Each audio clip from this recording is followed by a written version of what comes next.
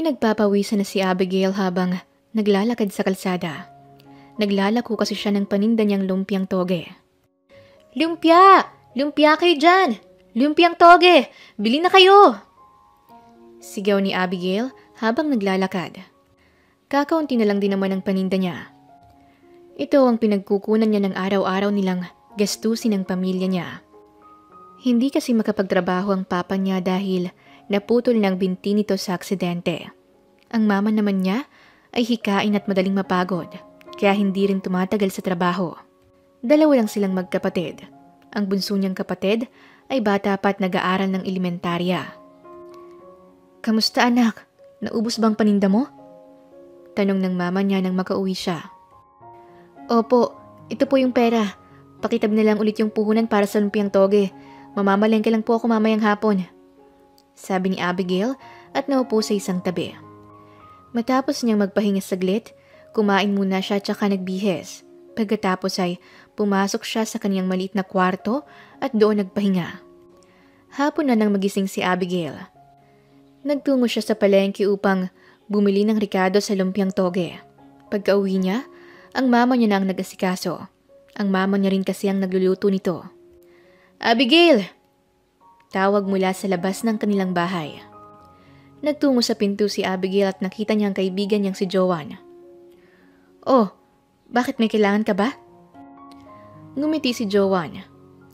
"Iimbitahan kita mamayang 7:00 ng gabi sa bahay. Birthday kasi ng kapatid ko. Susunduin na lang kita dito ah." Napakamot ng ulo si Abigail. "Nako Joanne, nakakahiya naman. At saka wala akong maayos na damit na may susuot mamaya." "Ako nang bahala. Maibibigay ako sa iyong damit," sabi naman ni Joanne sabay ngiti. Napangiwi si Abigail. "Nakakahiya talaga. Sorry Joanne, nahihiya talaga ako." Inirapan siya ng kaniyang kaibigan. "Palagi ka nalang nahihiya sa akin. Sa tagal nating magkaibigan, palagi kang ganyan. Huwag kang mahiya, Abigail. Hindi naman ako kagaya ng iba dyan. Naiintindihan ko ang sitwasyon mo. Para saan pang naging kaibigan mo ko, diba? Subukan mong hindi pumunta. Friendship over na tayo." Pananakot ni Joanne, sabay halukip-kip. Bumuntong hininga na lang si Abigail. "Okay, sige na. Pupunta na ako. Huwag ka nang magtampo dyan." Nagliwanag naman ang mukha ni Joanne. "Okay, sige. Agahan ko na lang ang pagpunta dito para maayusan pa kita." Kaagad ding umalis si Joanne matapos niyang sabihin yon. Sinundan lang ng tingin ni Abigail ang papalayong sasakyan ng kaniyang kaibigan. "Sana all may mayamang kaibigan. Ang swerte mo naman, Abigail. Sana all palaging nalilibre," sabi ng babaeng kapitbahay nila. "Anong sana all? Baka iniisip mong nanghihingi ako doon. Hindi no. Sadyang mabait na tao lang siya at hindi siya namimili ng kaibigan," sabi naman ni Abigail sabay irap. Tumawa naman ang kanilang kapitbahay. "Sana magkaroon din ako ng kaibigan na kagaya niya. Yung hindi nang lalait, katulad ng ibang mayaman." Tipid na ngumiti si Abigail at saka pumasok na sa loob ng kanilang bahay. Naglinis muna siya ng kanilang bahay at saka naligo. Hinintay na lang niya na lumipas ang oras para hintayin ng kaniyang kaibigan. Ilang sandali pa ay dumating na si Joanne. Agad siyang inayusan ito. "Grabe! Hindi kita nakilala! Ang ganda mo!" Masayang sabi ni Joanne. Napakamot naman ang ulo si Abigail habang nakatingin sa salamin. Kahit siya kasi nagagandahan din sa kaniyang sarili. Maganda naman kasi talaga siya kahit wala siyang ayos. "Mukhang maraming mapapatingin sa'yo na lalaki mamaya," sambit ni Joanne sabay ngiti. Kumunot ang noo ni Abigail. "Ha? Loko ka. Pakialam ko naman sa kanila. Eh di tumingin sila, hanggang tingin lang naman ang mga yan." Umirap naman si Joanne. "Hay nako Abigail, wala ka bang balak mag-boyfriend? Iba pa rin kapag may boyfriend ka." Mahinang tumawa si Abigail. "Ayoko muna. Ang mga lalaki, magaling lang yan sa umpisa. Pagsasawaan ka lang. At kapag nagsawa na sa petsay mo, hahanap naman ng iba." "Pasaway ka talaga? Bunganga mo?" Natatawang sambit ni Joanne. Pagkarating ni Abigail sa bahay nila Joanne, napatingin sa kaniyang mga kaibigang lalaki ni Joanne. Nanlaki naman ang mata ni Sandro nang makita siya nito. "Uy, pre, siya ba yung sinasabi mong kumarati sa'yo? Si Abigail?" Natatawang sambit ni James. Mabilis na tumango si Sandro. Oo, siya. Nagulat ako sa ginawa niya. Grabe, ang ganda niya. Wala sa mukha niya na kaya niyang magpataob ng lalaki. Sa bagay, sa squatter kasi nakatira. Sanay sa mga away. Sambit pa ni James. Nanlaki naman ang mata ni Sandro. Weh, talaga? Sa squatter area siya nakatira? Hindi halata sa kanya. Ang ganda niya kasi. Mukha siyang mayaman. Totoo pre, sa squatter talaga siya nakatira. Nagkakilala sila ni Joanne ang minsang may humold up kay Joanne. Tapos pinagtanggol siya ni Abigail. Tapos yun, magkaibigan na sila hanggang ngayon. Pagkukwento ni James. Tumango-tango naman si Sandro. Nagulat talaga siya nang malaman niyang nakatira pala sa squatter ang dalaga. Nakatitig lang siya kay Abigail at napansin naman niyo ng dalaga. Lumapit ito kay Sandro. Hindi ka ba napapagod kakatitig sa akin? Malakulog na wika ni Abigail. Napaatras naman si Sandro sa gulat. Hindi niya napansin na nasa harapan na pala niya ang dalaga. Ha? Ano? Sorry. Aniya sabay kamot sa ulo. Inirapan siya ni Abigail. Ayusin mong paraan ng pagtitig mo ha. Para kang maniyakis na unggoy. Wika ng dalaga sabay alis sa harapan ni Sandro. Nagsalubong naman ang kilay niya. Loko tong babae na to ha. Ang sarap upakan. Narinig yun ni Abigail kaya nilingon siya nito. Anong sabi mo? Ang sarap kong upakan? Talaga lang ha? Kaya mo ba? O baka basagin ko pa yung bungo mo? Napalunok naman si Sandro. Para kasing isang mabangis na leon si Abigail kung makatitig sa kanya. Wala akong sinabing ganun. Sabi ko ang ganda mo. Palusot ni Sandro. Ngumisi si Abigail. Alam ko, hindi mo kailangan sabihin pa. Aniya sabay lakad palayo. Napakamot na lang ng ulo si Sandro. Malakas namang tumawa sa tabi niya si James. Nako pre, mukhang nakahanap ka na ng katapat mo. Hindi uubray ang pagiging asasera mo at papogi mo. Masasapa ka talaga niyang si Abigail. Natatawang sabi ni James. Napailing na lang si Sandro. Ewan niya ba pero sa tuwing tititigan siya ni Abigail diretso sa mata, tila nababahag ang buntot niya sa kaba. Lumipas ang ilang araw. Hindi maiwasang pumasok sa isipan ni Sandro si Abigail. Hindi niya alam kung bakit naiisip niya ang dalaga. Kainis, bakit ko ba naiisip ang babaeng leon na yun? Inis na wika ni Sandro sabay sabunot sa kaniyang sarili. Nagtungo siya sa hagdan at saka uminom ng malamig na tubig. Pagkatapos ay kinuha niya ang kaniyang cellphone at saka nagtanong kay Joanne kung anong klaseng buhay ang mayroon si Abigail. Matapos malaman ni Sandro ang sagot sa mga tanong niya, agad siyang nakaisip ng paraan para makasama niya ang dalaga. Ay palaka, anong ginagawa mo dito? Gulat na tanong ni Abigail nang lumitaw sa kaniyang harapan si Sandro. Gusto sana kitang makausap, may sasabihin ako sa'yo. Wika ni Sandro, sabay kamot sa ulo. Tumaas naman ang kilay ni Abigail. At ano naman yon? Dito mo na sabihin dahil marami pa akong gagawin. Mataray na sabi sa kaniya ng dalaga. Gusto ko sanang mag-offer sa'yo ng trabaho. Gusto kong maging bodyguard kita. Ikaw ang palagi kong makakasama saan man ako magpunta. Ikaw ang magiging tagapagtanggol ko. Seryosong sabi ni Sandro. Tumawa naman si Abigail. Ha? Seryoso ka ba dyan? Ang dami-daming lalaki na malalaki ang katawan dyan. Hindi silang kunin mong bodyguard. Gusto ko kasi na ikaw. At saka, tulong ko na rin to sa'yo para may trabaho ka na may mataas na sweldo. 50,000 a month ang starting salary mo sa akin. At kapag natuwa ako sa'yo, tataasan ko pa.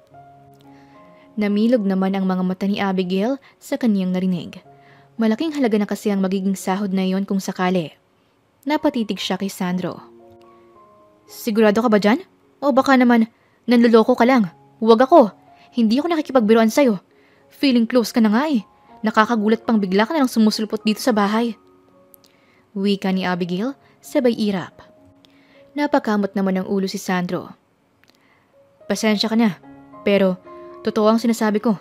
Kung ayaw mo, ayos lang naman. Sa bagay, tama ka. Pwedeng mga lalaking malalaking katawan na nga lang ang maging bodyguard ko. Kaya ako lang naman naisip na ikaw dahil napabilib mo ako sa galaw mo. Na parang sanay na sanay ka sa pakipagbakbakan. Bumuntong hininga na lang si Abigail. Hindi naman siya madalas makipag-away. Sadyang nag-aral lang siya ng self-defense dahil maraming masasamang tao ang nagkalat sa paligid. Basta, bahala na. Sasabihan ko na lang si Joanne. Kumunot ang noo ni Sandro. Bakit si Joanne pa? Pwede namang tayo na lang mag-usap. Itong number ko. Nakalagay na rin dyan ang social media account ko. Saad ni Sandro, sabay abot ng calling card niya kay Abigail. Kinuha naman yun at saka tiningnan. Okay, sige. Salamat sa alok mo. Pwede ka nang umalis. Napakamot na lang ng ulo si Sandro at saka tumitig kay Abigail. Oh, ano pang tinitingin mo dyan? Alis na! Pagtataboy sa kanya ng dalaga. Napailing lang si Sandro at saka pumasok sa kaniyang sasakyan. Nagpatuloy na lang si Abigail sa pagwawalis sa tapat ng kanilang bahay. Oh, talaga? Okay na yun. Mabait naman si Sandro. Wika ni Joanne nang ikwento sa kanya ni Abigail ang pinag-usapan nila ni Sandro. Mabait naman yun si Sandro, may pagkasira ulo lang. Kaya ka siguro inofera na maging bodyguard niya dahil humanga siya sa galing mo pagdating sa self-defense. Naikwento niya kasi sa amin kung paano mo siya napatumba. Sambit ni Joanne sabay tawa. Hindi ko naman sinasadyang gawin yun. Ang kulit kasi. Namimilit siya sa akin ng araw na yun na ihatid ako. Hindi ko naman siya kilala, no? At saka, hindi naman ako mahilig makipag-close sa mga lalaki. Sambit naman ni Abigail. Malamang, man-hater ka. Pero wag kang mag-alala. Mabait naman si Sandro. Grab mo na yung magiging work mo para malaki ang maging salary mo. At saka, galante yung si Sandro. Dagdag pa ni Joanne. Napatungo na lang si Abigail. Si Joe na rin naman ang nagsabi na mabait si Sandro. Kaya tatanggapin na lang niya ang offer nito. Sayang din naman kasi ang laki ng sasahurin niya.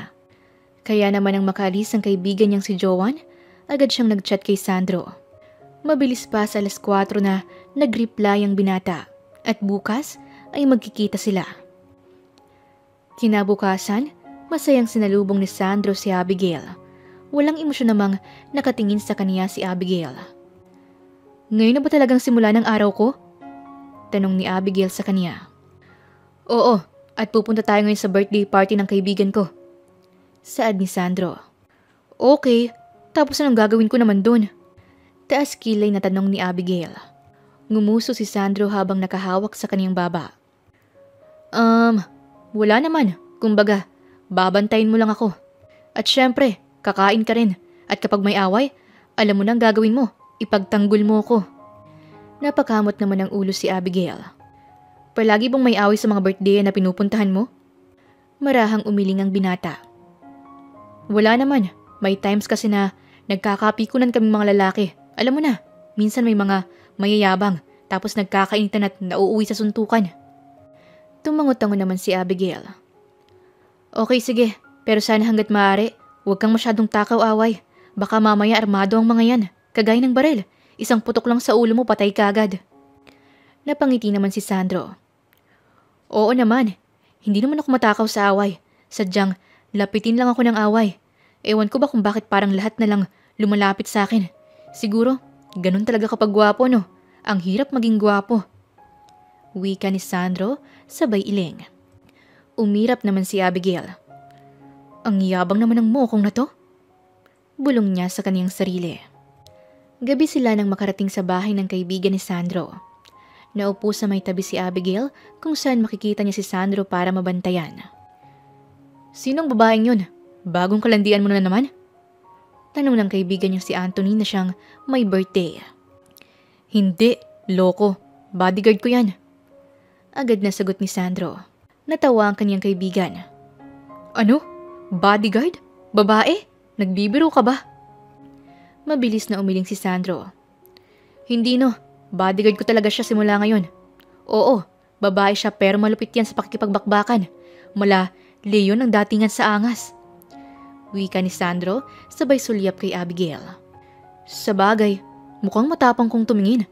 Malaliyon nga. Pero maganda siya. Sayang naman kung mababangasan lang ang mukha niya. Tumawa si Sandro. Anong mababangasan? Baka ang makakalaban niya pang mabangasan. Mayabang na sabi niya. Nagsimula na ang inuman. Medyo nahihilo na si Sandro dahil sa dami niyang nainom. Samantalang si Abigail naman ay madami nang nakain. Hi miss, ngayon lang kita nakita. Sinong kakilala mo dito? Sabi ng isang lalaki na lumapit kay Abigail. Tiningnan niya ito mula ulo hanggang paa, sabay irap. Ang taray mo naman, kinakausap ka lang eh. Sambit pa ng lalaki, sabay upo sa harapan ni Abigail. Inis na bumuntong hininga si Abigail. Umalis ka sa harapan ko, hindi ko kailangan ng kausap. Maring sabi niya, sabay tanaw kay Sandro na napatingin sa kanya. Ngumisi ang lalaki. Bakit ang taray mo ha? Nagkukunwari ka lang dyan pero malandi ka rin kagaya ng mga babae dito. Nagsalubong ang kilay ni Abigail at saka matalim na tumingin sa lalaki. Anong sinabi mo? Ngumisi ito. Bakit? Hindi ba? Halika na. Let's have some fun. Hinawakan ng lalaki sa pulsuhan si Abigail pero agad yung binawi ni Sandro. Hoy, sino ka? Bakit mo siya hinahawakan? Wika ni Sandro habang matalim na nakatingin sa lalaki. Tumawa ito. At ikaw? Sino ka naman? At bakit nakikisali ka sa amin dito? Pakialamero ka. Maghanap ka ng ibang babae na magpapaligaya sa'yo. Hindi yung nangaago ka ng babae. Akmasa nang hahawakan ng lalaki si Abigail nang suntukin ni Sandro sa mukha ang lalaki. Bumagsak ito sa kabilang table. Sandro! Sigaw ni Anthony sabay lapit sa kanya. Hoy! Anong ginagawa mo sa kaibigan namin? Galit na sigaw ng isang lalaki sabay lapit kay Sandro. Dalawang lalaki nang lalapit kay Sandro para banatan siya. Kaya naman agad na kumilos si Abigail at saka ubod ng lakas na sinuntok sa mukha ang lalaki. Tumalsik ito. Nanlaki naman ang mata ng mga tao sa ginawa ni Abigail. Tabi! Malakas na sigaw ni Abigail sabay tula kay Sandro. Muntik na sanang mahampas ng bote sa ulo si Sandro kung hindi siya itinulak ni Abigail. Mabilis na bumangon si Abigail at saka kinuha ang upuan at binato sa lalaki. Susugod pa sana sa likuran niya ang lalaki pero agad niya itong nasipa sa pagitan ng hita, kaya nangihina itong bumagsak sa sahig. Bumaling naman si Abigail kay Sandro na nakahiga na sa lapag. Marahil ay tinamaan na ito ng alak. Pesting buhay naman to! Iinom-inom ng alak! Madali naman palang malasing! Wika ni Abigail sabay buhat kay Sandro. Buong lakas niya itong binuhat patungo sa sasakyan ni Sandro. Kinapa niya sa bulsa ni Sandro ang susi. Ay peste! Ano ba naman tong bulsa na to? Bakit ganito? Ibang susi atang nahawakan ko. Sambit ni Abigail nang may masalat ang kamay niya na kakaiba. Pasensya na, hindi sadya yun. Hinahanap ko ang susi para makapasok ka na sa loob ng sasakyan mo. Wika ni Abigail, sabay kuha ng susi sa bulsa ni Sandro. Ibinalibag niya si Sandro sa loob ng sasakyan kaya nauntog ito. Aray ko! Daing ni Sandro sabay hawak sa ulo. Gumising ka na! Umalis na tayo dito bago pa tayo banatan ng mga yon. Wika ni Abigail, sabay sampal ng malakas kay Sandro. Tila nagising ang diwa ni Sandro at nanlalaki ang mga mata niyang nakatingin kay Abigail. Napangiti naman si Abigail. Yon! Nagising ka rin. Magmaneho ka na. Umuwi na tayo, bilisan mo. Utos niya sa binata. Agad namang sumunod si Sandro. Nagising talagang diwa niya at nawala ang tama ng alak sa kanya dahil sa lakas ng sampal ni Abigail. Mahinang natawa pa si Abigail nang makita niya ang bakat ng kamay niya sa pisngi ni Sandro.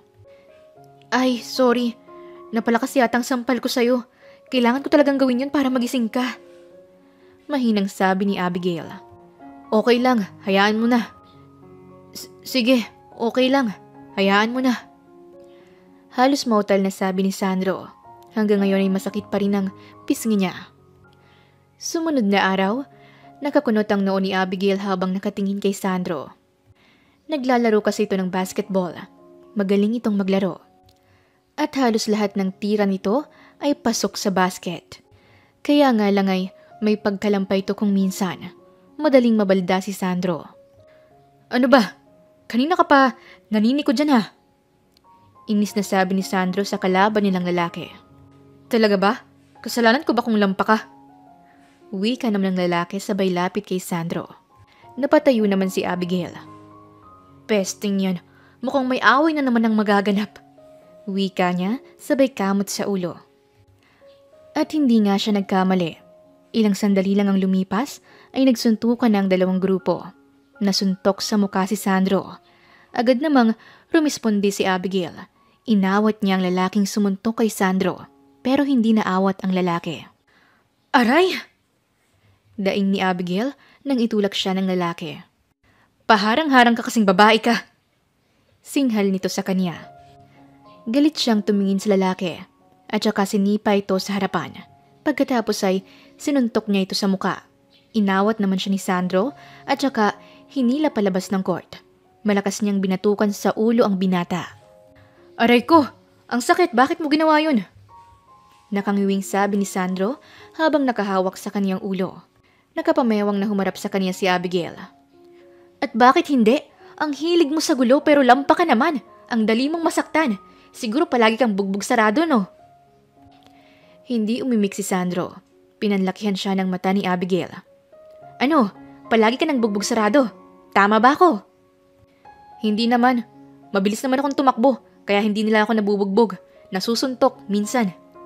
Sagot naman ni Sandro. Alam mo, umalis na nga tayo dito. Umiinit ang ulo ko sa'yo eh. Kailangan kong kumain ng malamig para matanggal ang init ng ulo ko.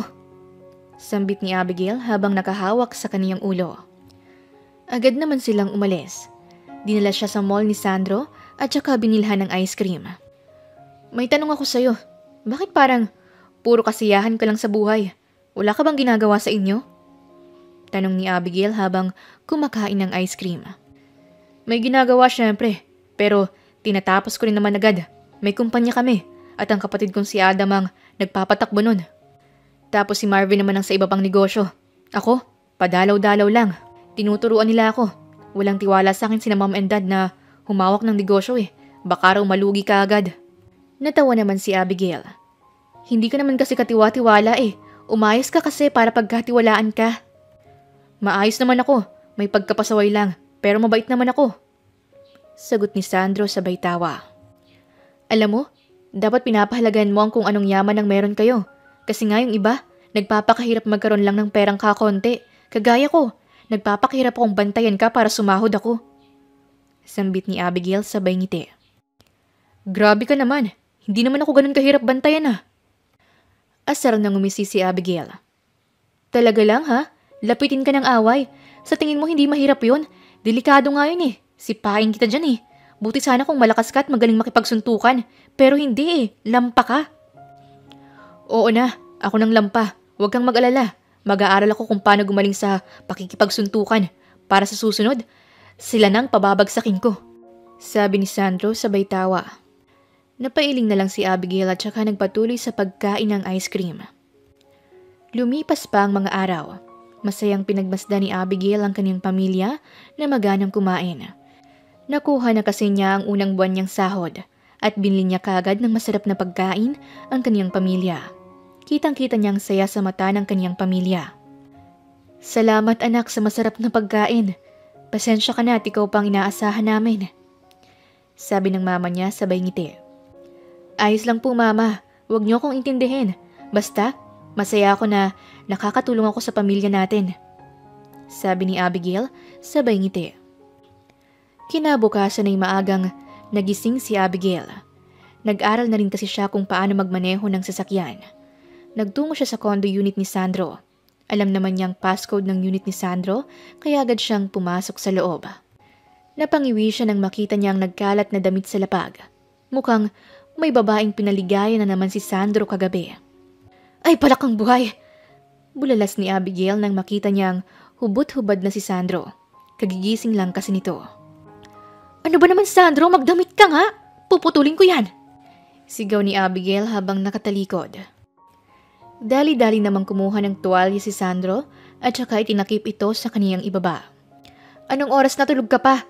Mukhang napagod ka sa pakikipagbakbakan na. Tuturuan mo pa akong magmaneho. Baka nakakalimutan mo. Gigil na wika ni Abigail. Sorry, sige na. Maliligo na ako. Wika ni Sandro sabay pasok sa kaniyang kwarto. Tinapik-tapik niya ang babaeng mahimbing ang tulog sa kaniyang kama. Nakilala niya lang ito sa bar at agad nang sumama sa kanya. Hoy, gumising ka na. Umalis ka na dito dahil may lakad pa ako. Sigaw ni Sandro sa babae. Naalimpungatan naman ang babae at saka kinuha ang damit niyang nagkalat sa sala. Napairap na lang si Abigail nang makita ang babae. Grabe na talaga ang mga babae ngayon. Basta gwapo, bumibigay agad. Bulong ni Abigail sa kanyang sarili. Sinundan na lang niya ng tingin ng babaeng palabas ng unit ni Sandro. Pagkatapos ay nagtungo siya sa kusina upang kumuha ng tinapay at saka kape. Pangalawang beses na niyang nadatnan si Sandro na may babae sa kondo. Kaya naman, sinasanay na lang niya ang kaniyang sarili. Naging mabilis lang kay Abigail ang matuto ng pagmamaneho ng sasakyan. Kaya naman, nakapasa siya agad nang kumuha na siya ng lisensya. Dahan-dahan ka lang sa pagpapatakbo ah. Baka mamaya paliparin mo tong sasakyan ko. Naihintakutang sabi ni Sandro. Malamang, mahal ko pang buhay ko. Huwag mo kong igaya sa'yo na kung ano-anong gulong pinapasok tapos tatakbuhan naman. Wika ni Abigail sabay irap. At dahil palagi silang magkasama ni Abigail dalawa, nalilibang tuloy si Sandro. Sa totoo lang kasi, ay wala siyang balak na hawakan ng negosyo ng magulang niya. Mayroon talagang negosyo na pinahahawakan sa kaniyang magulang niya at tinatamad lang siyang bisitahin ito. Sa yung store to? Tanong ni Abigail sa kanya. Oo, sa akin nga. Kaso, tinatamad akong bantayan eh. Kaya minsan ko lang to daanan. Kapag kukuha lang ng pera o di naman kaya kapag may kailangang ayusin dito. Sabi ni Sandro, sabay ngiti. Grabe naman yung katamaran mo. Ito na nga lang ang babantayan mo, kinatatamaran mo pa. Anong gusto mo? Puro asa lang sa magulang mo. Iba pa rin kapag ikaw mismo ang kumikita. Ang nagpapakahirap na magkaroon ng pera kaysa puro asa sa magulang. Tumikhim naman si Sandro. Hindi naman sa umaasa ako sa magulang ko. Oo, binibigyan ako ng pera. Hindi lang naman ako, kaming magkakapatid. Tapos, kanya-kanya kaming palago. Sa akin, kahit wala akong masyadong negosyo, umiikot naman ang pera ko. May investment ako, kaya marami pa rin akong pera. Mayabang nasabi ni Sandro sabay ngisi. Okay, sabi mo eh. Walang ganang sabi ni Abigail sa kanya. At dahil araw-araw silang magkasama, nahuhulog na ang loob ni Sandro sa kanya. Ewan niya ba pero kinikilig siya sa tuwing tinatarayan siya ni Abigail. Patuloy pa rin naman sa pambababae si Sandro pero hindi niya talaga maalis sa isipan niya si Abigail. Pinagsiselos nga ni Sandro si Abigail pero parang wala itong epekto sa dalaga. Babe, gusto ko nito. Maarting sabi ng bagong kalandian ni Sandro. Napangiwi naman si Abigail. Kanina pa siya naiinis sa kaartehan ng bagong babae ni Sandro. Parang gusto na nga niyang tapalan ng bunganga nito. Masakit kasi sa tenga ang matinis nitong boses. Ang dami mo namang gusto. Sabi naman ni Sandro sabay iling. Napatingin siya kay Abigail na nakabusangot ang muka. Napansin niya na tila naiinis ang dalaga sa babaeng kasama niya.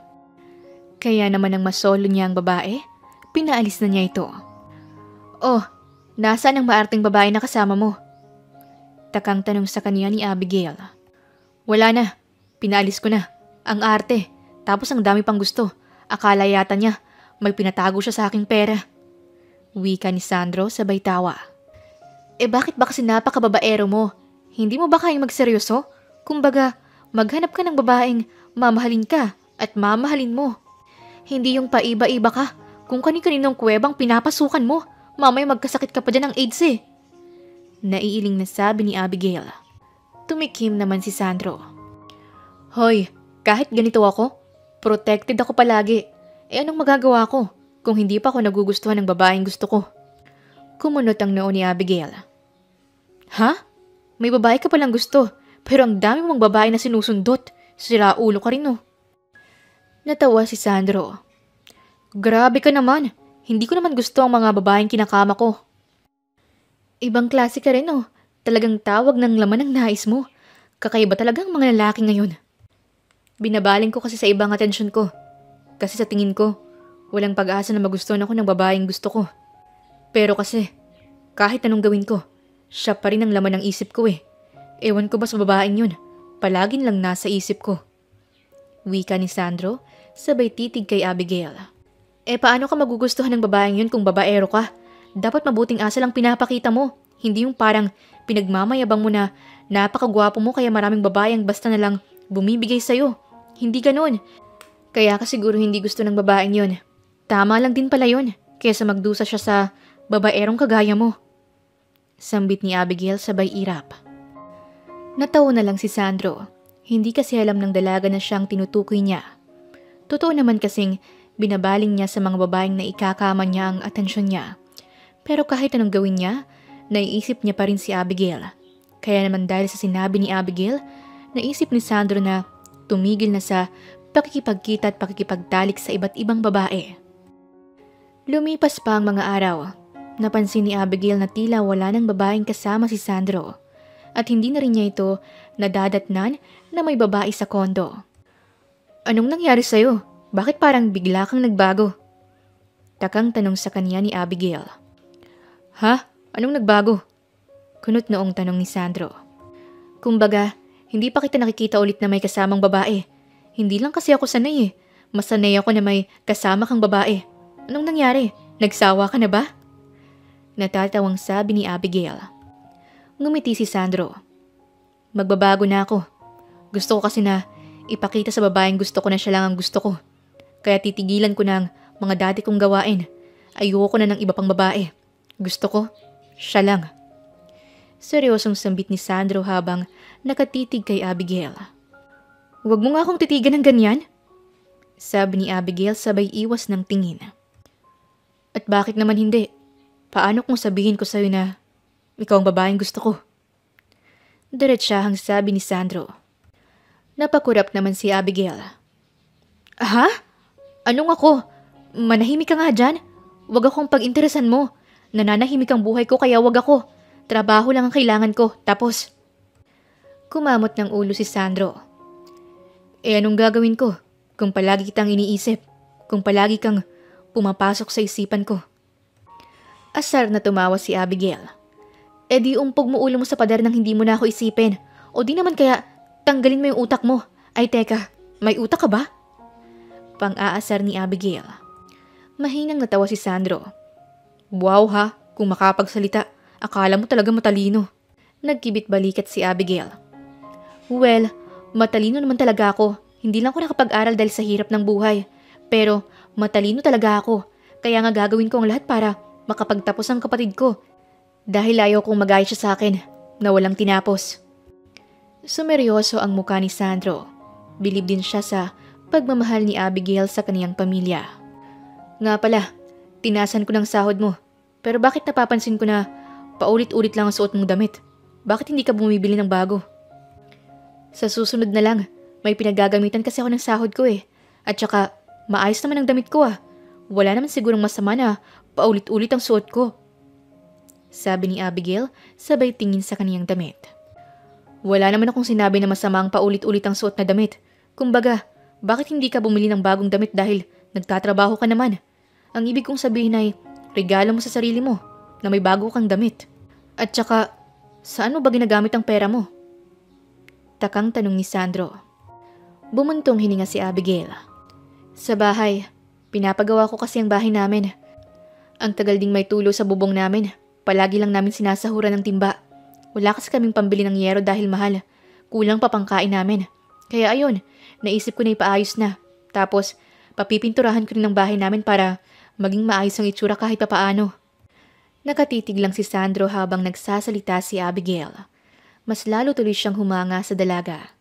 Hindi kagaya ito ng mga babaeng nakasalamuhan niya na puro gastos lang sa sarili ang alam. Kaya naman, biglang may naisip si Sandro.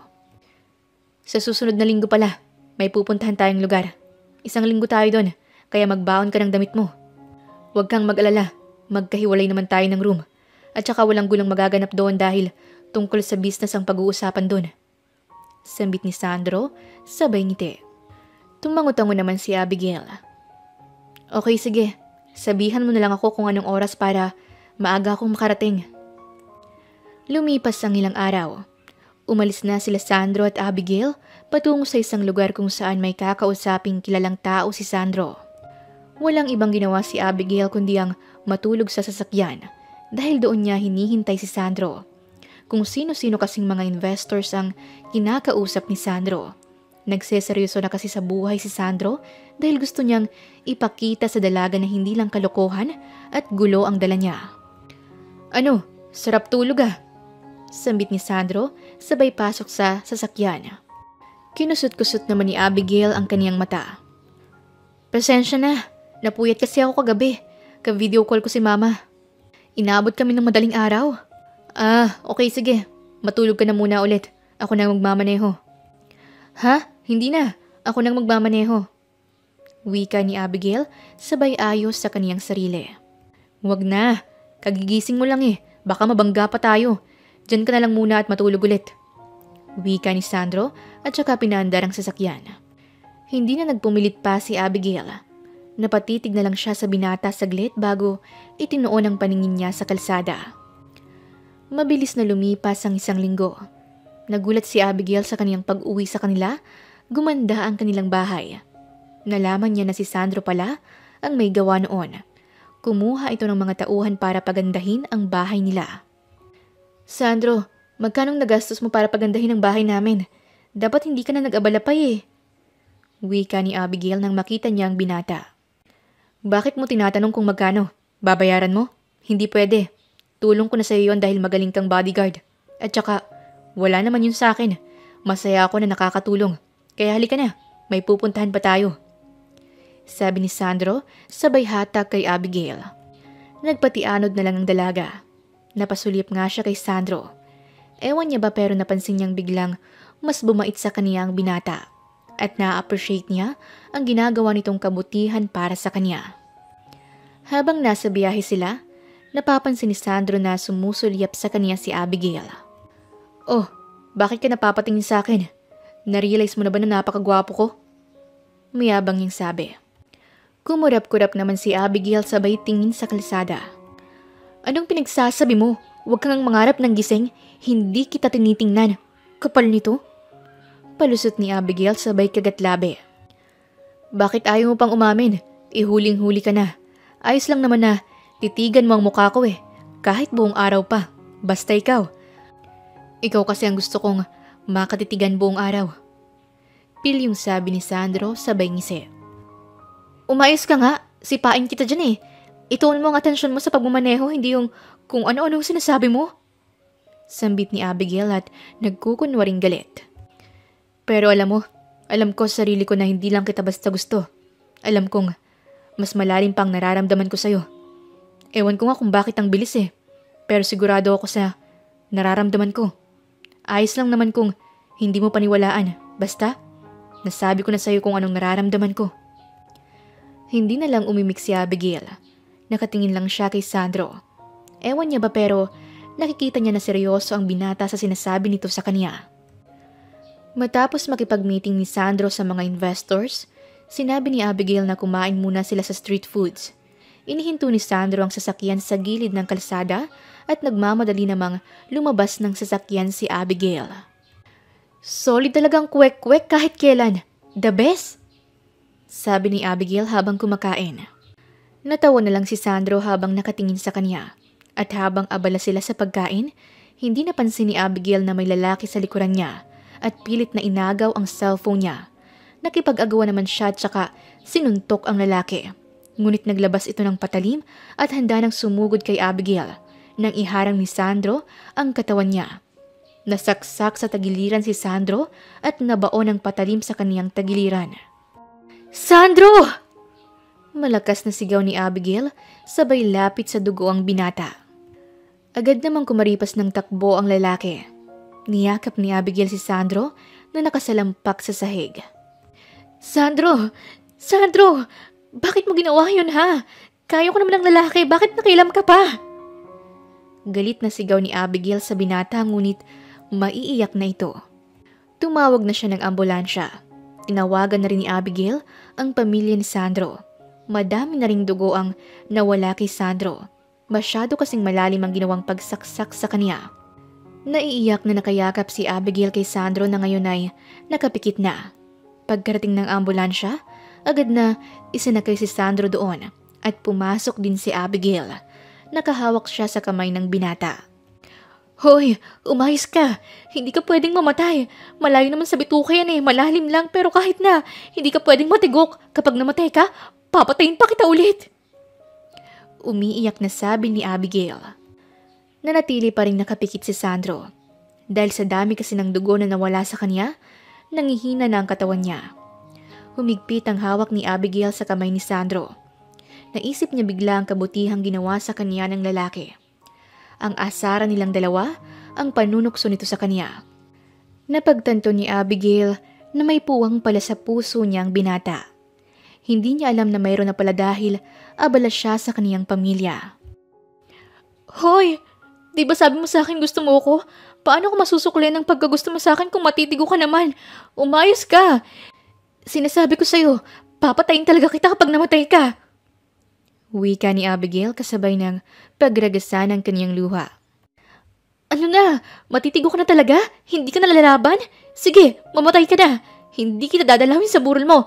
Bahala ka na kung multuhin mo ako. Gustong matawa ni Sandro sa mga pinagsasabi ni Abigail. Nangihina na kasi talaga siya kaya hindi niya maigalaw ang katawan niya. Ipinikit niya ang mata niya dahil nahihilo na rin siya. At isa pa, nagpapanggap talaga siyang tulog dahil gusto niyang mapakinggan ang mga sasabihin ni Abigail.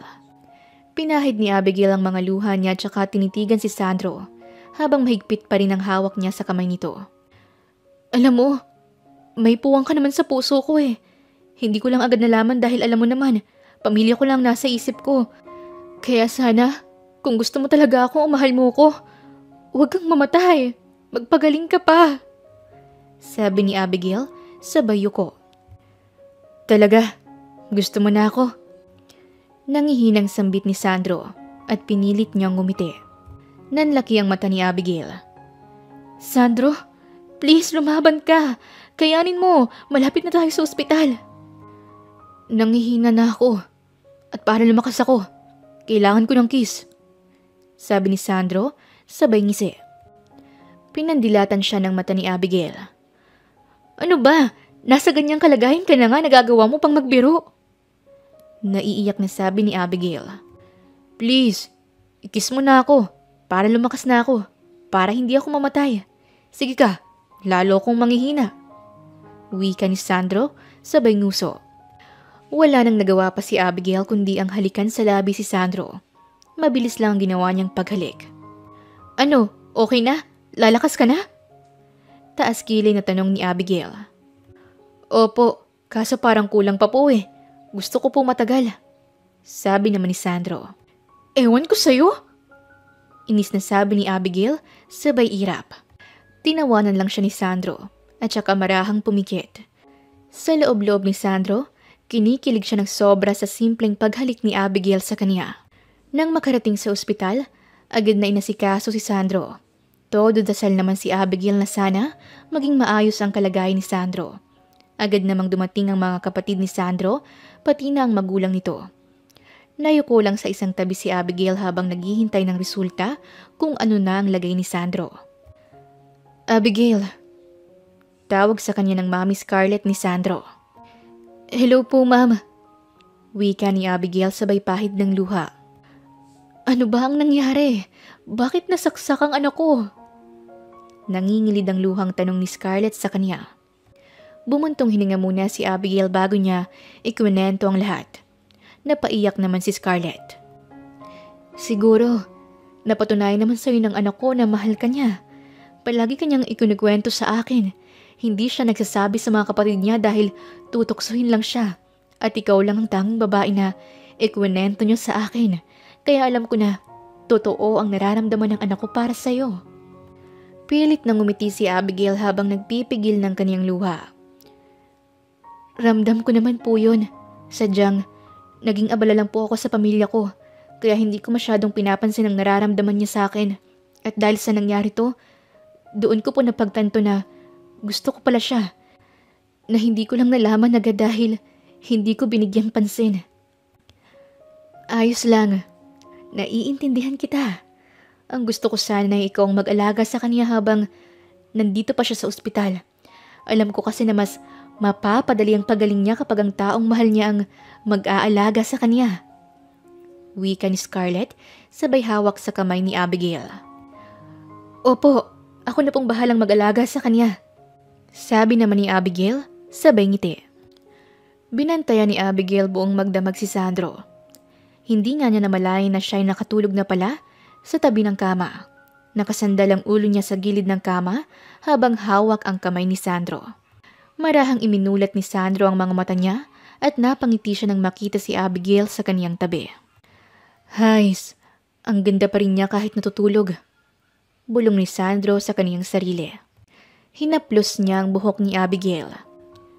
Hindi ako magdadalawang isip na iligtas ka ulit. Kahit nalampa ako o hindi kasing galing mo pagdating sa pakikipagbakbakan. Gagawin ko naman ang makakaya ko para hindi ka masaktan. Mahinang usal ni Sandro habang hinahaplos ang buhok ni Abigail. Nagising naman si Abigail nang maramdaman niyang may humaplos sa buhok niya. Pagmulat ng mata niya, bumungad sa kaniyang guwapong mukha ni Sandro. Matulog ka pa. Alam kong puyat ka dahil binantayan mo ko. Salamat dahil hindi ka umalis sa tabi ko.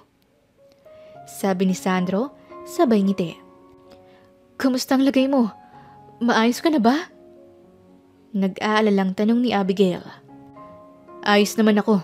Medyo nanghihina lang talaga. Ang lalim ng saksak ko sa tagiliran. Talagang diniin ang lalaking yun nang gigil yata sa pagsaksak sa akin. Huwag ka nang mag-alala. Mauhuli rin ang lalaking yun dahil sa ginawa niya sa'yo. Pero sa totoo lang, dapat hindi mo na ginawa yun. Napahama ka patuloy. Ako ang bodyguard mo pero ako pa tong niligtas mo. Sa susunod, huwag mo nang gagawin yon. Ako nang sasaksak sa'yo kapag inulit mo pa. Inis na sabi ni Abigail.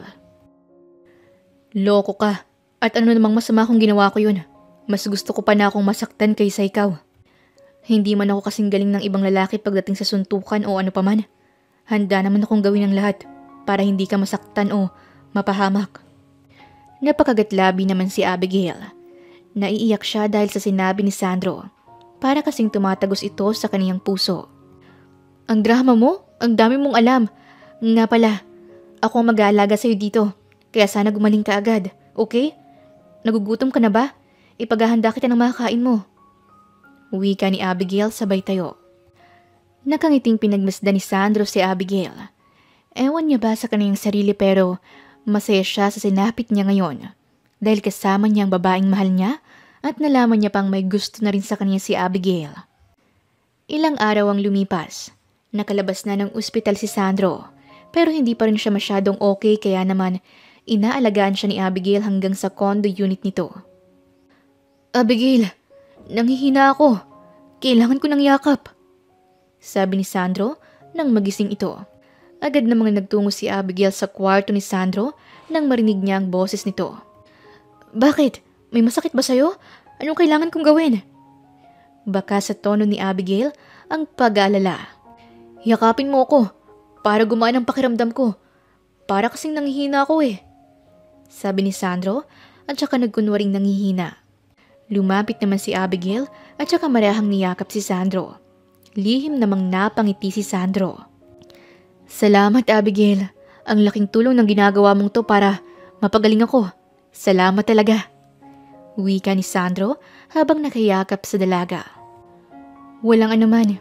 Kung ito lang ang paraan ko para gumaling ka agad, gagawin ko na. Kaya sana, tulungan mo ang sarili mo na magpagaling agad. Marami pang nagmamahal sa'yo. Sabi ni Abigail at saka mas sinigpitan pa ang yakap kay Sandro. Nagmamahal sa akin? Kagaya mo? Oo, kagaya ko. Mahal kita, okay? Kaya magpagaling ka. Bilisan mong magpagaling. Baka maagaw pa ako ng iba kapag nagpabagal-bagal ka pa dyan. Pananakot sa kanya ni Abigail. Subukan lang nila. Hindi ako papayag na mangyari yun. Akin ka lang. Humanap sila ng iba, wag ikaw. Sabi naman ni Sandro. Nahuli naman ang lalaking sumaksa kay Sandro. Ayon sa balita, nagawa lang daw manguha ng cellphone ng lalaki dahil nagugutom na raw ito. Pero hindi naniwala ang pamilya ni Sandro at nalaman nila na gumagamit pala ito ng ipinagbabawal na gamot. Malamang gagamitin ang perang napagbentahan ng cellphone upang makabili ng ipinagbabawal na gamot. Kaya naman agad na nakulong ang lalaki. Abigail, kiss mo naman ako kahit sa pisngi lang para gumaling na talaga ako ng tuluyan.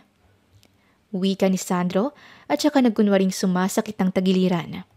Agad namang lumapit sa kanya si Abigail at saka hinalikan siya sa pisngi. Oh, yan na. Kota ka na. Nakarami ka na ng hingi ng kisakin. Baka naman nagkukunwari ka na lang, ha? Nakataas ang kilay na sabi ni Abigail. Mabilis namang umiling si Sandro. Hindi hindi kaya biro ang nasaksak. Nakita mo naman kung gaano kadaming dugo ang nawala sa akin dahil malalim ang saksak eh. Bumuntong hininga si Abigail. Okay, sige na. Naniniwala na ako. Magpahinga ka na dyan ha. Mamaya pagkagising mo kumain ka agad para manumbalik ang lakas mo. Opo, kakain po ako ng madami. Wika ni Sandro sabay ngiti. Sa totoo lang ay medyo maayos na ang kalagayan ni Sandro, pero hindi pa rin ganoon magaling ang sugat niya. Hindi pa rin masyadong naghihilom ang loob nito, kaya naman medyo kumikirot pa ang tagiliran ni Sandro.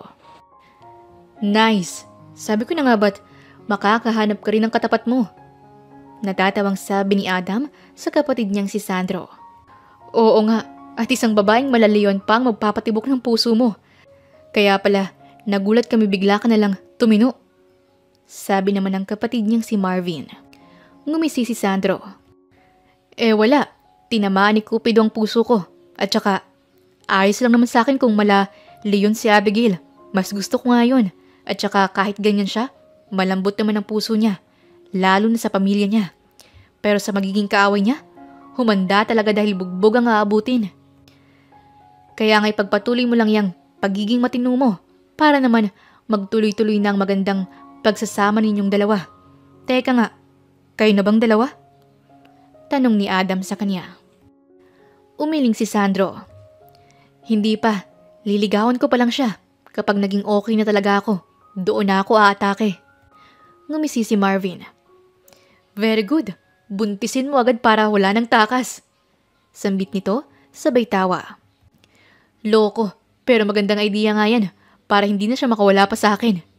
Saad naman ni Sandro sabay tawa. Nagtawanan pa silang magkakapatid.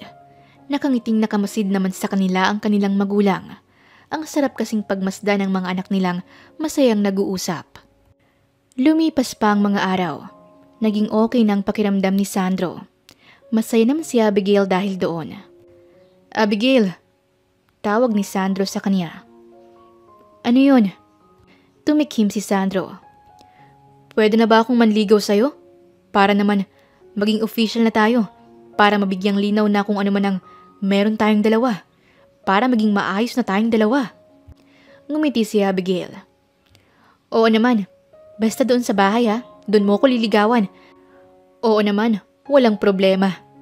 Wika ni Sandro sabay kindat. Sumunod na araw ay nagpunta kagad si Sandro sa bahay nila Abigail. May dala yung malaking bouquet at tsaka maraming tsokolate. Hindi naman mawala sa labi ng mga magulang ni Abigail ang ngiti. Masaya sila para sa kanilang anak dahil natuto na itong umibig na mayroon na itong oras para sa sariling kaligayahan. Bagay na bagay kayong dalawa, sabi ng papa ni Abigail habang nakangiti. Oo nga, kaya nga anak, huwag mo nang patagalin pang panliligaw sa'yo ni Sandro. Sagutin mo na agad. Sabi ng mama ni Abigail sabay tawa. Ngumuso naman si Abigail. Bahala na, basta kailangan niya muna akong ligawan ng maayos. Hindi pwedeng madali niya lang akong mapapasagot. Sambit ni Abigail sabay tingin kay Sandro. Wala naman pong problema sa akin kung matagal ko siyang liligawan. Ang importante po sa akin ay makasama ko siya. Sobrang saya ko na po nun kahit wala pa talagang kami. Wika ni Sandro sabay tingin kay Abigail. Napairap naman si Abigail. Kinikilig kasi siya sa sinabi ni Sandro pero ayaw niya lang magpahalata. Nagkausap din ng matagal sina Sandro pati na ang mga magulang niya. Humanga si Abigail kay Sandro dahil wala itong arte habang kumakain sa kanila. Kaya naman mas lalong lumalim ang pagmamahal niya sa binata. Nang magpaalam si Sandro na uuwi na, dumating naman ang kaibigan ni Abigail na si Joanne. Hoy! Babae ka? Naging busy lang ako saglit. May ganap na pala sa inyong dalawa ni Sandro. Natatawang sambit ni Joanne. Nagkibit balikat naman si Abigail. Ewan ko ba, ang bilis ng pangyayari. Parang bigla na lang naging ganito. Na nahulog na rin ako sa kanya. Ngumisi si Joanne. Sabi ko naman sa'yo nun, di ba? Mabait naman talaga si Sandro. Pilyo lang talaga.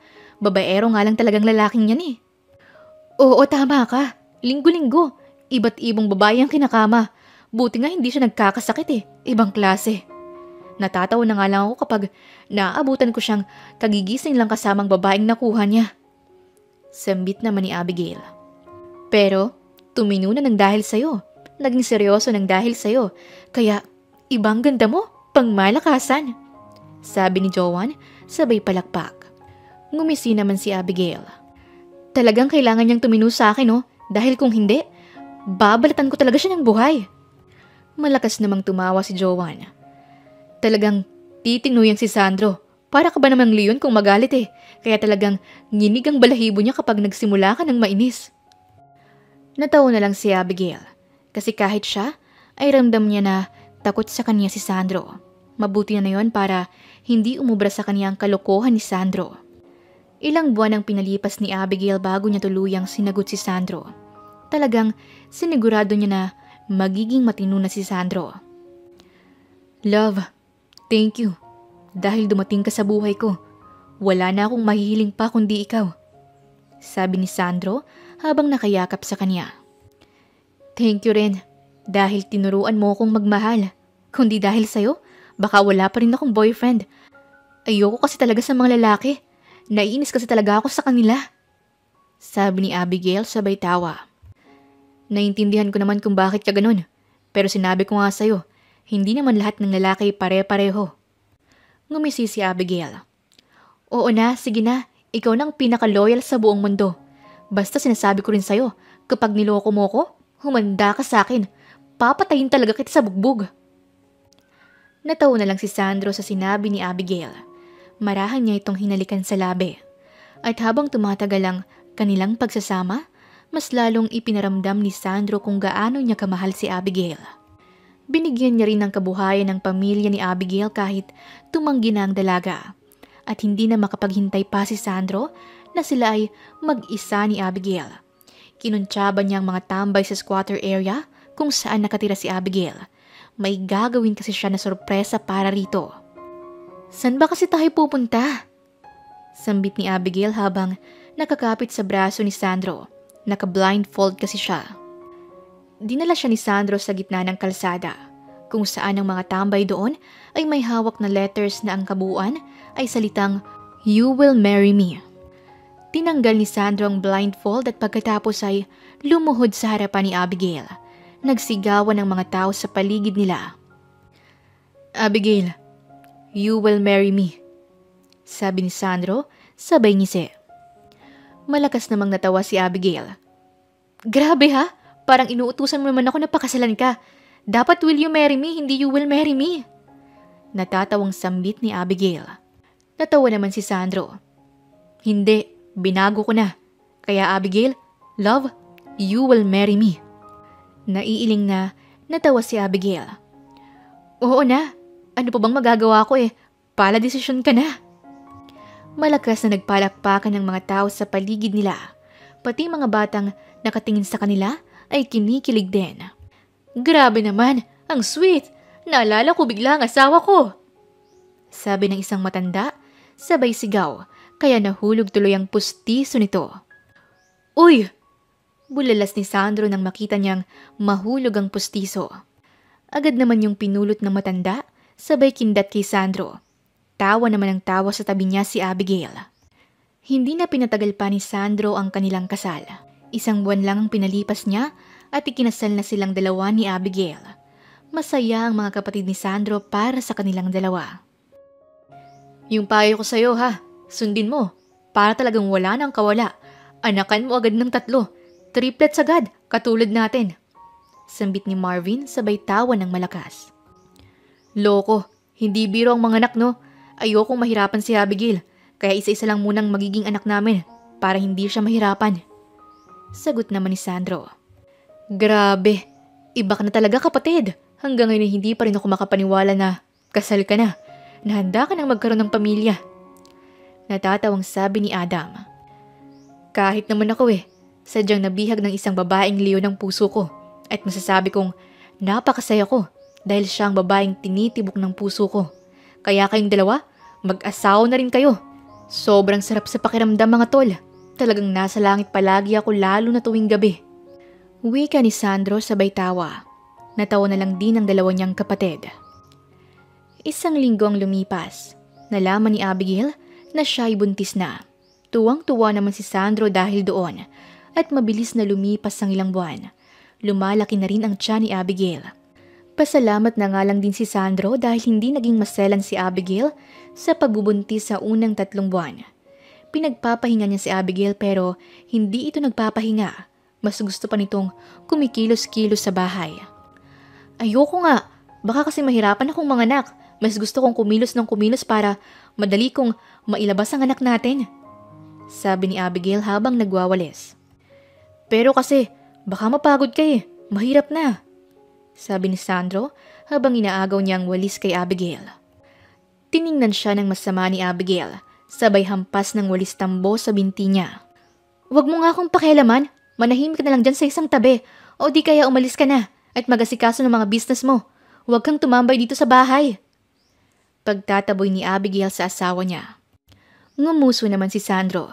Alam niyang lalong maiinis sa kaniyang asawa niya kapag natili pa siya sa bahay kaya wala siyang ibang nagawa kundi umalis na lang muna. Lumipas pa ang ilang buwan. Kabuwanan na ni Abigail. Palaging naglalakad sa umaga si Abigail para siya ay matagtag. Napapagod namang nakasunod palagi sa kanya si Sandro. Oh, bakit parang mas pagod ka pa yata sa akin sa paglalakad? Eh ako nga itong may dalang bata pero mas hinihingal ka pa. Mataring nasambit ni Abigail sa kanya. Eh kasi naman, ang layo na ng nilakad natin. Hindi ka ba napapagod? Hindi ba pwedeng tama na? Maktol ni Sandro. Hinampas siya sa braso ni Abigail. Huwag ka na nga sumama sa akin kung magrereklamo ka lang. Umuwi ka na lang sa bahay. Sinabi ko na nga kailangan ko ito para mabilis akong manganak pero tanong ka pa rin ng tanong dyan. Iniwanan ni Abigail ang asawa niya dahil nauna na siyang maglakad. Wala namang nagawa si Sandro kundi ang sundan ang kaniyang asawa. At dumating na nga ang araw ng panganganak ni Abigail. Saglit lamang siyang nag-labor at lumabas na kagad ang anak nila. Babae ang naging panganay nila. Siguro, kaya babae ang anak natin dahil babaero ka, no? Sabi ni Abigail sabay tawa. Hindi rin. Hindi naman totoo yun eh. Basta, mabait ako at faithful na asawa. Hindi ako titingin pa sa iba. Sambit naman ni Sandro. Eh paano kung naghubad na yung babae sa harapan mo? Tapos, bumuka-buka ka pa para akitin ka. Anong gagawin mo? Tanong sa kanya ni Abigail. Eh di sisipain ko sa muka. Kadiri naman ang ganong babae. May mga babae ba na nagagawa yun? Natatawang sabi ni Sandro. Oo, may mga ganon talaga. Mga makakati ang tawag doon. Kaya ikaw, umayos ka. Dahil kapag niloko mo ko, bubugbugin muna kita. Tsaka kami magpapakalayo ng anak natin. Hindi mo siya makikita. Wika ni Abigail sabay irap. Ito naman, puro nilang ganyan. Sabing hindi nga kita lolokohin. Huwag mo kong itulad sa iba dyan. Iba ako sa kanila. Sa'yo lang ako. Ikaw lang ang kakainin ko gabi-gabi. Wika ni Sandro sabay kindat. Ewan ko sa'yo, ang harot mo. Natatawang sabi ni Abigail. Lumipas pa ang ilang taon. Naging maayos naman ang pagsasama nilang dalawa ni Sandro. Pero may mga pasaway na babae ang patuloy na nangungulit kay Sandro. Mas lalo kasing gumapo ang binata simula nang magkaanak ito. Hi Sandro, grabe, ang guwapo mo ngayon. Hindi na kita nakilala.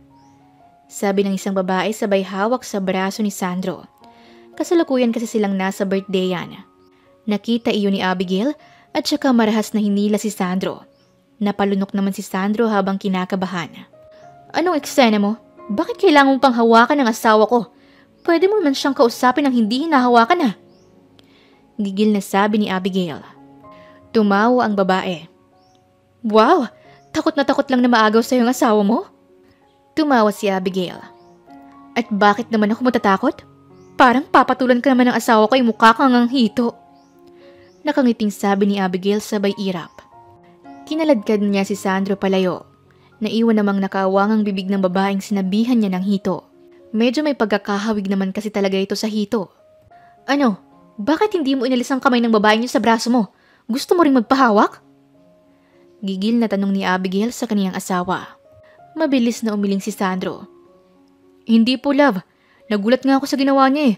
Aalisin ko naman talaga pero dumating ka lang agad. Sabi ni Sandro, sabay lunok. Pinanlakihan siya ng mata ni Abigail. At pagkatapos, dahan-dahan itong lumapit sa kanya at pasimpleng pinisil ang itlog niya. Aray ko, love! Wag dyan! Maawa ka, masakit po! Daing ni Sandro dahil unti-unti nang pinipisat ni Abigail ang kaniyang egg. Sinasabi ko sa'yo, puputulin ko talaga to pag nagloko ka. Huwag mo kong subukan. Mariing sabi ni Abigail, sabay bitaw sa itlog ni Sandro. Napakagatlabi na lang si Sandro. Masakit kasi ang ginawang pagpisil ni Abigail sa itlog niya. At dahil sa pangyayaring yon, wala nang nakahawak na babae kay Sandro. Kapag may babaeng lalapit sa kaniya, ay agad siyang lalayo. Titig pa lang kasi ni Abigail ay parang pinapatay na siya. Napakatalim kasi nitong tumitig na parang tumatagos sa buto ni Sandro.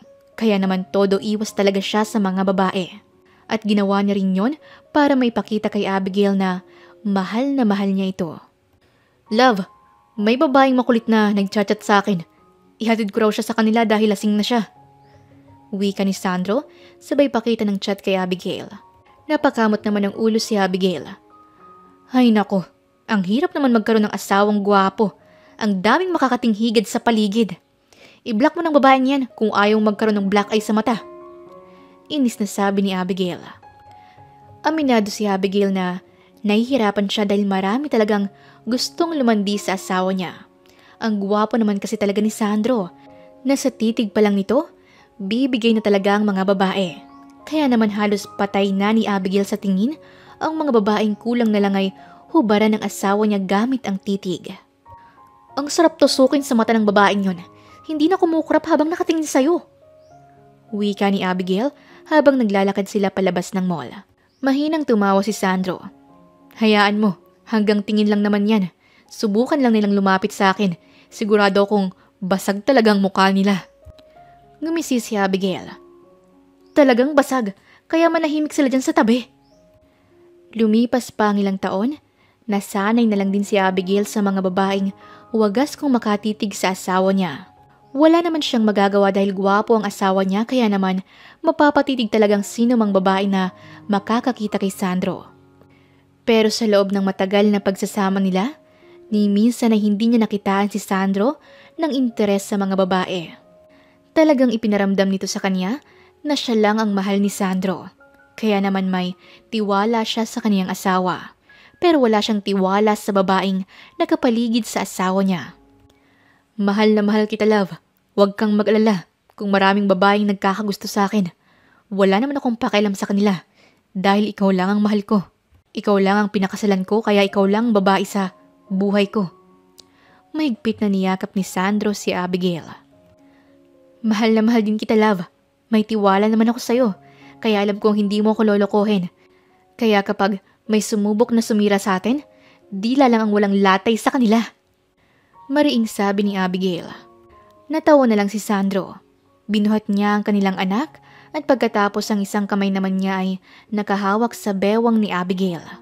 Masaya silang naglakad patungo sa kanilang kotse. Aalis kasi sila ngayon upang mag-bonding. Palaging ganito ang ginagawa nila. Naglalaan palagi si Sandro ng oras para sa kaniyang pamilya. Para mas lalong tumibay ang pagsasama nilang dalawa ni Abigail. At araw-araw niyang sinasabi na mahal niya ang kaniyang asawa.